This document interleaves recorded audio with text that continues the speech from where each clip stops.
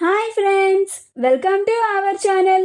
గుండె నిండా గుడిగంటలు serial next ఎపిసోడ్లో ఏం జరగబోతోందో ఈ వీడియోలో చూసి తెలుసుకుందాం. శృతిని అవమానించిన సంజయ్ అసలేం జరిగింది అని తెలుసుకోవడానికి ఈ వీడియోని స్కిప్ చేయకుండా ఎండ్ వరకు చూసేయండి. ప్రభావతి, సత్యంల ఇద్దరు శృతి రోహిణిలకి జరగబోయే ఫంక్షన్కి మౌనికని సంజయ్లని పిలవడానికి మౌనిక వాళ్ళ అత్తగారింటికి వెళ్తారు. అక్కడికి వెళ్ళిన తర్వాత ప్రభావతి, సత్యంల ఇద్దరు మౌనిక వాళ్ళ మామగారితో మాట్లాడితే అప్పుడు ఆయన కొంచెం నోటి దురుసుతో మాట్లాడుతూ ఉంటాడు. అప్పుడు ప్రభావతి, సత్యంల ఇద్దరు ఏమీ మాట్లాడకుండా మౌనంగా ఉంటారు. అలా ప్రభావతి, వదిన గారు లేరా అన్నయ్య గారు అని అడుగుతుంది. అప్పుడు సంజయ్, మీరు మీ అమ్మాయిని చూడడానికి వచ్చారా లేక మా అమ్మని చూడడానికి వచ్చారా అని అంటాడు. అప్పుడు సంజయ్ వాళ్ళ నాన్న, మన పిచ్చి మాలోకంతో వీళ్ళకేం పని ఉంటుందిరా అని అంటాడు. అప్పుడు ప్రభావతి, అది కాదన్నయ్య గారు, మా శృతికి రోహిణీలకి ఫంక్షన్ చేయబోతున్నాము, పిలవడానికి వచ్చాము, అందుకని వదిన గారు ఉన్నారా అని అడిగాను అని అంటుంది. అప్పుడు సంజయ్, అంటే మీరు మీ కూతురు మౌనికని చూడడానికి రాలేదా అని అంటాడు. అప్పుడు ప్రభావతి, అయ్యో అల్లుడు గారు, మా అమ్మాయి మౌనికని కూడా చూసి పలకరించి వెళ్దామని కూడా వచ్చాము అని అంటుంది. అప్పుడు సంజయ్ వాళ్ళ నాన్న, సువర్ణ, ఏవే సువర్ణ, ఎక్కడ చచ్చావే, తొందరగా రా అని పిలుస్తాడు. అప్పుడు సువర్ణ వస్తుంది. వచ్చి ఏంటండి అని అంటుంది. అక్కడే ఉన్న ప్రభావతి సత్యంలని చూసి నవ్వుతుంది. అప్పుడు ప్రభావతి, సత్యంలో ఇద్దరు సువర్ణని పలకరిస్తారు. బాగున్నావా అమ్మ చెల్లమ్మ అని సత్యం అంటాడు. బాగున్నారా వదిన గారు అని ప్రభావతి అంటుంది.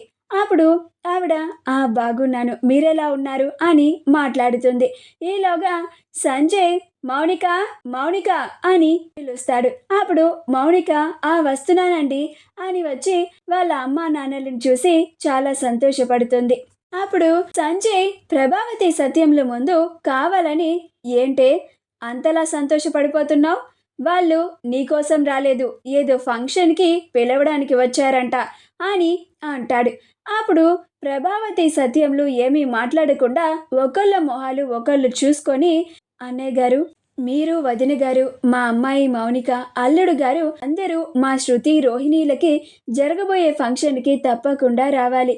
ఈ ఫంక్షన్ని శృతి వాళ్ళ అమ్మగారు నాన్నగారు ఒక ఫంక్షన్ హాల్ని బుక్ చేసి చేస్తున్నారు అని అంటుంది. అప్పుడు సంజయ్, శృతి అంటే మీరు నాతో మ్యాచ్ ఫిక్స్ చేసిన తర్వాత వీళ్ళ అబ్బాయితో లేచిపోయింది తనేనా?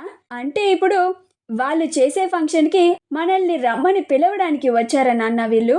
అయినా వాళ్ళు చేస్తున్న ఫంక్షన్కి మనం వెళ్ళడం ఏంటి, నాన్ సెన్స్ అని అంటాడు.